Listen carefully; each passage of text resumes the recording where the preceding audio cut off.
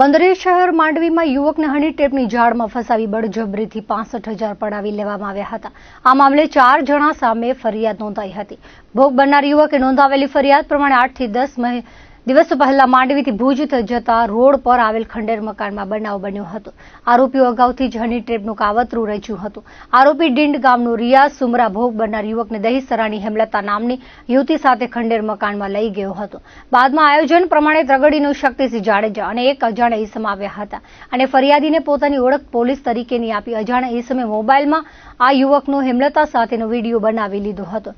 બાદમાં ગાળાગાળી કરી મારવામાં આવ્યો હતો અને પછી 10 વર્ષ સુધી જેલમાં રહીશ તેવા કેસમાં ફિટ કરવાની ધમકી આપી હતી. પતાવટ માટે 2 લાખની માંગ કરવામાં આવી હતી. ગભરાઈ ગયેલા યુવકે 65,000 આપી દીધા હતા. બાદમાં તેને 4 જણા સામે ફરિયાદ દાખલ કરાવી હતી. માંડવી પોલીસમાં ગુનો દાખલ થયા બાદ પોલીસે આરોપી ત્રગડી શક્તિસિંહ જાડેજા અને માંડવીના ડીંડ ગામના રિયાઝ ઉર્ફે હટી સુમરાની ધરપકડ કરી છે. આ બનાવમાં અજાણ્યા ઈસમ તરીકે મદદગારી કરનાર શખ્સ મુનાફ રફીક સુમરા હોવાનું સામે આવ્યું છે અને આરોપીને ઝડપી લેવા માટે પોલીસ દ્વારા તપાસના ચક્રો ગતિમાન કરવામાં આવ્યા છે.